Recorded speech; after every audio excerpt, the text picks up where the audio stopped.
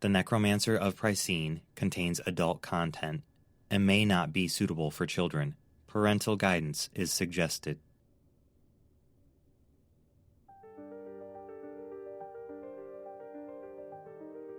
In the world of Turinlay rests an enormous island called Pricene. The nation of Pricene is governed by a king and council, though the real power rests in the hands of 10 cursed immortals, powerful supernatural figures who serve only their self-interests. The land is plagued with black-blooded monsters, corrupt political leaders, and bloodthirsty bandits. And the one man who is willing to stand up to them all just so happens to be an unholy abomination, a summoner of the undead, the Necromancer of Pricene.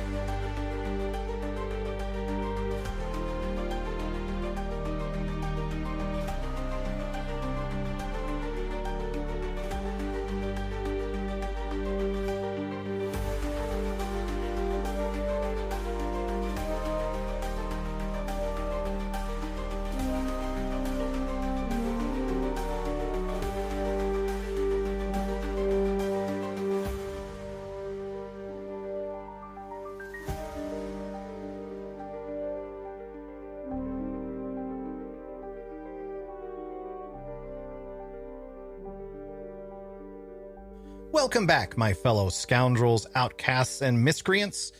Allow me to summarize what's happened thus far. I left the town of Willow's Bend with my best friend Frank and the thief, Anya. I didn't know she was a thief while we strolled down the Spike Tree Highway, but as we reached the spot where the Advents were investigating the bandit attack, Anya disappeared, and so did my coin. I followed the Advents as they tracked the bandits back to the camp, where the highway raiders claimed they were innocent of murder and their only crime should be looting, but the Advents didn't believe them. Just as the scene began to escalate, both parties were attacked by a monstrosity that bled black ichor. In an attempt to save them, I ran back to the bodies of the recently deceased merchants and reanimated their corpses, necromancer stuff. The Vivified assisted in the combat and were able to destroy the abomination, saving the Advents and the leader of the bandits. Cadamus, the leader of the Advents party, then proceeded to murder Guval, the leader of the bandits, and Frank and I fled before we were discovered. We returned to Willow's Bend. The innkeeper, Mike, offered me a job cleaning the stables and told me about a watcher recently arriving in town. The Advents returned shortly after me, bringing the heads of Guval and the monstrosity. They spun a fantastically inaccurate tale about how the combat unfolded and gave themselves the most ridiculous party name I've ever heard: the Fated Four. My name is Charts. I have the ability to reanimate the dead, and I'm on a quest to kill the most powerful man in Pricene. Chapter 4. Black Magic. I woke before dawn, my mind already running through the day's meager agenda, which included cleaning the stables for Mike and somehow finding more money. My original plan of resupplying my travel packs was out of the question until I did. I laced up my boots, grabbed a few leftover bread rolls that Mike had left out, and headed to the stables, munching on one as I walked. The stables weren't much to look at. 12 stalls, several occupied by the mules and horses belonging to the Advents, Big George's cousins, and the Watcher. There was only one large entrance, which was used to bring horses in and out. Stable tools hung on the wall to the left, just past the entry, and the place reeked of piss-soaked sawdust and horse shit. Perfect. Before I started the dirty work, I checked on Frank. He was still tucked away in the back stall, the unit dedicated to storing extra sacks of sawdust, which were used in place of straw. I offered him one of the bread rolls, which he took without hesitation. My friend didn't eat often, so I was pleased when he took the bread and bit into it. Hey, Frank. How you holding up, pal? Did you get a good night's rest? No? Yeah, me neither. I had a nightmare. Those damned Advents were killing the merchants, but in the dream, they weren't vivified. They were just normal people. Anyway, it was just a dream. We have real-world problems on our hands, like how to make money. Mike's going to pay us to clean these stables, but that won't get us far. We'll need more coin to resupply before we can leave this town. After we're done here, we should head back to the bandit hideout. Maybe the Advents missed something. They were in a bit of a hurry, so there might be a secret stash they didn't notice. Also, get this. Those pompous idiots call themselves the Fated Four. How pretentious is that? God's above. And there's a watcher in town, so you should stay out of sight, just in case. When we get back, we'll find someplace for you to stay outside of town. Pray to the widow that it doesn't rain. All right, that's enough procrastinating. Have you finished your roll? Okay, good. I'll start cleaning the stalls, and you should carry the fresh sawdust sacks. Stack them right there, and try to avoid the horses if possible. It took us slightly longer than anticipated, but we completed the tasks just after dawn. The town of Willow's Bend was waking, and the cheerful sounds of children running through the street made me want to get out of there fast. Too much noise and far too many eyes. Frank and I set off, retracing our steps from the night before. The spiked tree highway seemed almost pleasant this morning. Birds chirped and squirrels chattered. It was as if the forest had forgotten the bloodshed from the night before. The world felt lighter, but I couldn't shake the tension from my chest. Frank trudged along beside me, still cloaked and masked, despite the beautiful morning. We walked a short distance, saying nothing and listening to the forest life. The sharp snap of a twig caught my attention, and I spun around to see Anya stepping out from the woods. The brown-eyed thief stood wearing a mischievous grin, with her hands raised in a mock surrender. Hey, you boys. You've got to be fucking kidding me. Don't be mad. Mad? I'm furious! Give me back my money. I'm gonna. Just let me explain, okay? I don't care about your explanation. I want my coin. Okay. Here, take it. It better be all here. It's all in there. Promise. Good. Now, fuck off. Look, I didn't steal it for no reason. Let me explain. I don't care why you stole from me or why you gave it back. You're lucky I don't turn you in. To who? Constable Arun or the Advents? What a joke. Just piss off. Trots, give me 5 minutes. Not interested. 3 minutes? We're going. No, wait, please. Fuck off. I know you're a black mage. Whoa. What? I saw what you did last night. I know what you are. You don't know anything about me, and I'm not a black mage. Okay, listen. I only stole from you because I thought you were trying to steal from the Advents. I already told you that I wasn't stealing from them. Yeah, but how'd I know that wasn't a lie? I thought you might steal from them or even try to kill them. You could have been a bandit for all I knew. I mean, Frank was hiding in the stables and wearing that hood and mask all the time. That's pretty bandit-like. You both were hiding something. So, because you didn't know everything about me, you stole from me.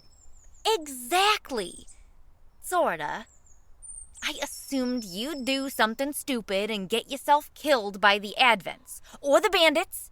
And I said to myself, Self, do you really want the people who murdered Charts to have his money too? Course not. So I lifted it just in case, you know? Oh, how kind of you. Then I stuck around to see what would happen. But after seeing you're a black mage... I'm not a black mage. Sure, whatever you say. I just figured if you can do that, you can handle yourself. So I gave the money back. What else did you see? Nothing much. I saw you raise those dead merchants back from the Underrealm. I saw you command them to follow you, then attack the big monster thing.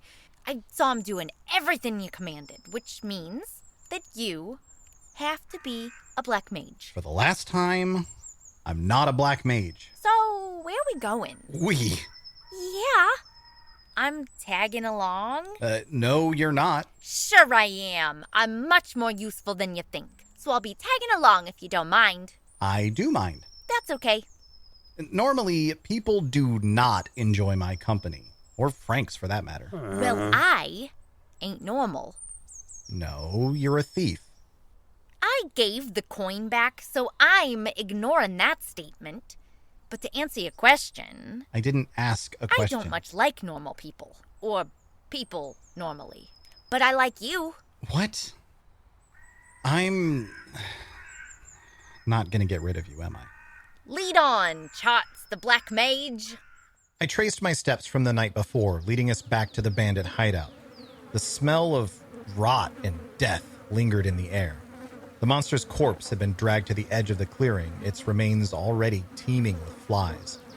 A freshly filled grave sat in the center of the clearing, no doubt the work of the Advents. A smaller grave was filled near the entrance of the bandit's cave, likely the location of the severed bandit and merchant's heads. Inside the bandit's cave, the place was a mess. Decaying supplies, torn blankets, and dirty mugs were scattered everywhere. It looked less like a hideout for dangerous bandits and more like a refugee camp for desperate men. I found a few torches just past the cave's entrance. I lit one and began my search. These men looked more like they were on the run instead of the highway villains the town made them out to be. If they were on the run, who were they running from? And why? A chest was hidden below a crumpled pile of clothing at the far end of the one-room hideout. A cursory glance told me I would likely be disappointed by its contents, or lack thereof. The clothes had been half-heartedly tossed on top of the chest, and after moving a pair of trousers, I saw that the lock had been busted. With little enthusiasm, I lifted the lid and found what was expected. Nothing. The Advents must have stripped the chest of its contents after the fight last night. I let the lid slam closed and continued my scavenger hunt. Oh, hey, Charts. What you doing?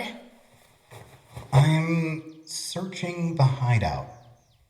Right. Smart thinking. What are we searching for? Anything the Advents might have missed. It was dark and cold, and they were likely exhausted from last night's fight. I bet they wanted to get the bodies buried and get out of here as quickly as they could. Nothing in the chest? No, they cleared it out. But Guval may have hidden something more precious away. That chest could have been a decoy. Oh, that would have been clever. And if the chest is a decoy, then there will be a secret stash of the real valuables here somewhere. It's just a matter of finding it. What makes you think the bandits were that clever? They may have been simple thieves, stealing stuff from poor unsuspecting merchant folk. I don't think so. Guval, the bandit leader, said they didn't attack the merchants. They found the bodies and took the valuables. I tend to believe him after seeing what that monstrosity did. On top of that, if they were planning to be legitimate highway bandits, they wouldn't be hiding in a cave with a single room and exit.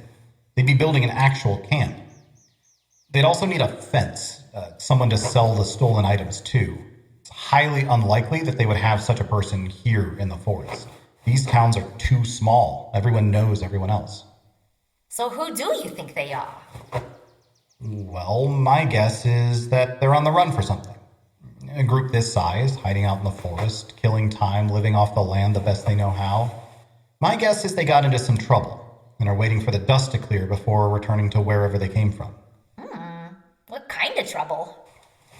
Well, if I'm lucky, the kind of trouble where they stole something very valuable from someone very wealthy and then stashed it away in a secret place. A secret place a little like this. I pulled a fake boulder away from the wall, dragging it along the dirt floor. The stone matched the color of the interior cave walls, but the texture was significantly different. It was a light and porous material, which made it easy for me to shift. This time, I moved enthusiastically, sliding the knee-high boulder to the left and inspecting my find. The back side of the boulder had been carved out with sharp lines and grooves reflecting the abuse of the chisel used to gut the stone. The bandits had carefully hammered out a flat spot as a shelf. The only problem was that, much like the chest, the shelf was empty. For the love of Blythe, why can't anything go right? Hey, don't curse Blythe. He's my favorite. It's gone. The damned Advents. Go course it's gone. I already stole it. You did what? I came back after the Advents were finished last night and found the treasure. But how? You're clever, Charts, but so am I. I also pegged the bandits as thieves, obviously, and assumed the Advents would be satisfied after finding the merchant's goods in the chest. I was right. After they cleared out, I took a peek around, found the secret stash, and nabbed it. What the literal fuck, Anya? Why didn't you tell me? It was way more interesting to see you work this out. I know some pretty good thieves who would have taken much longer to piece this together. You could have told me way earlier and saved me all this time. Don't be getting mad at me. It's not like you asked. Is this why you gave me my money back? You found something better? Nah, I already told you. I gave the coin back because you're a black mage, and I don't fuck with black mages.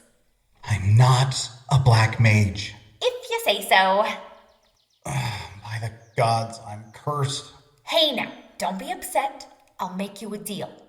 I'll give you some of the treasure if you tell me how you do it. How I do what? How you bring people back from the Underrealm. You know, back from the dead. The Necromancer of Pricene will return after these messages. Hey everyone, if you're enjoying what you're hearing but would prefer to continue listening without ads, we have an option for that. All of our Patreon subscribers get ad-free listening to every show in the Creative Typo network. If you're interested in becoming a patron and supporting the show and the cast, we invite you to check out our website at www.creativetypo.com, and the link to our Patreon is right there on the front page. All right, back to the show.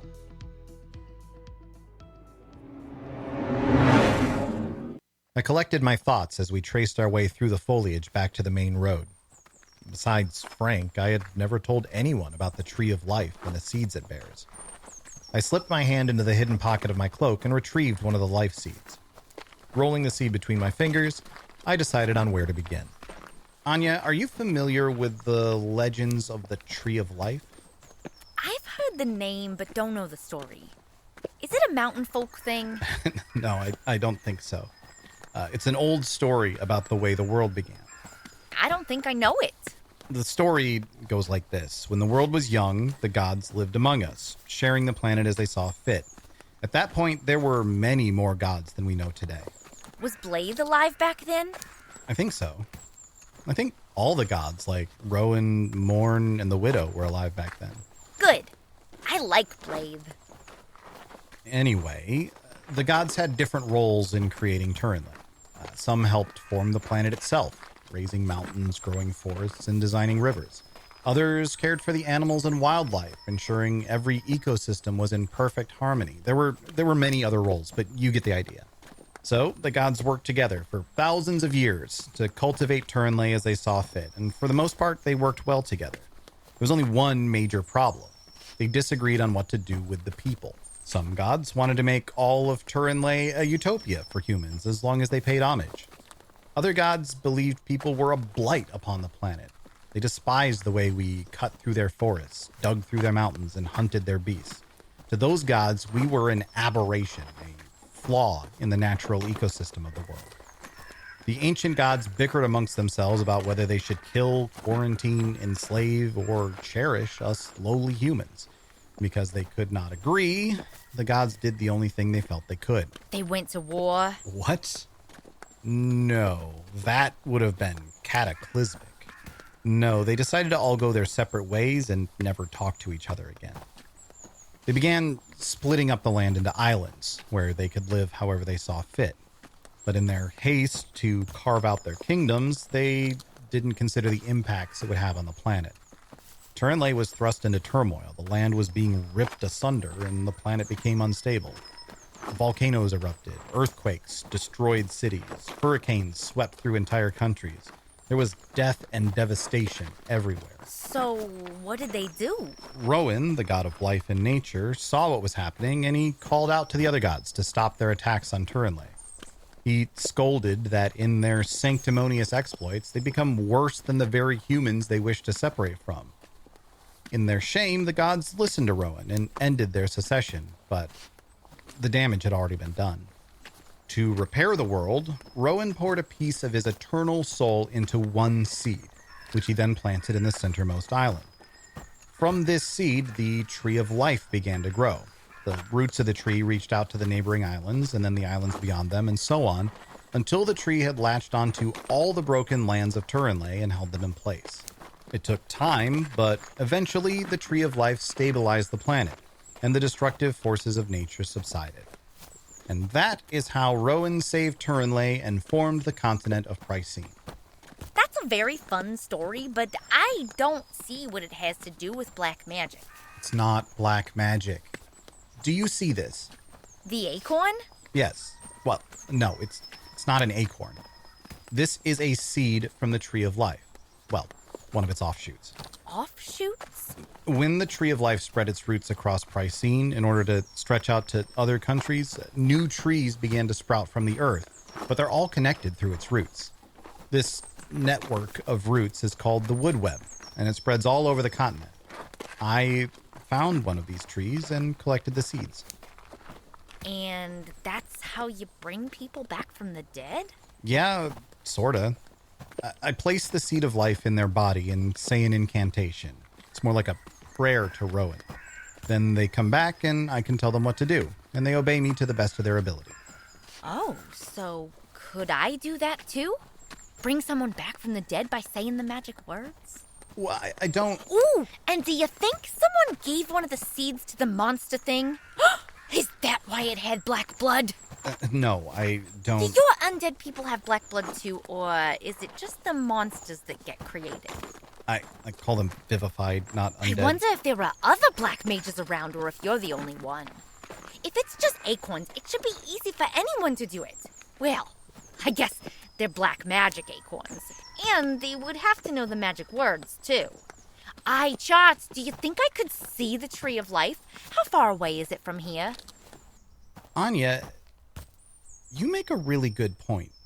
Of course I do, but, which one? The thing about the black blood. Oh, right. What about it? The vivified don't have black blood. Their blood is normal, even though they don't actually need blood anymore. That creature thing had black ichor for blood. It was a mammal, I think, so it should have had red blood. Some things have different color blood. Yeah, but I don't think anything has black ichor blood. I'll need to read more about that. You have a book about blood? No, but I'm sure I can find one. Not likely to find one in Willow's Bend. You're gonna need to find a city with a library. Yeah, you're probably right about that. Course I am. All right, I told you how I bring back the vivified, so now you need to keep your end of the deal. I get some of the treasure. Fair enough. Here you go. It's a bag of gems. You can pick one, but it can be whatever one you want. Just one? Yeah. Any one of those gems is worth more than all your money. All right, I'll take this one. That one? Are you sure? Yep. It's just an emerald. Several other gems in here are bigger, prettier, and worth more. Why not take one of those? I don't know. I like this one. Whatever. Just don't try to sell it when we're back in town. No one there can afford it anyway, and it'll be suspicious. Okay. Now let's get back to town. I heard there's gonna be a festival for the Advents. Her smirk returned, and I couldn't help but mirror it. A festival for the Advents? Perfect. Nothing like a little celebration to watch their web of lies unravel. Charts is voiced by Josh Allen. Anya Esch is voiced by Blythe Renee. Audio engineering by Adam Culbertson and Richard Collins. Editing by Tisha Zang. Music provided in part by Elizabeth Blakely. And written by Nico Rodriguez. The Necromancer of Pricene is a Creative Typo Entertainment production. For more information about this show, our cast, or other shows under Creative Typo, please check out our website at www.creativetypo.com. and thank you for listening. A very special thank you to our executive producers from Patreon, Nick Mead and Patrick T. Arseneault.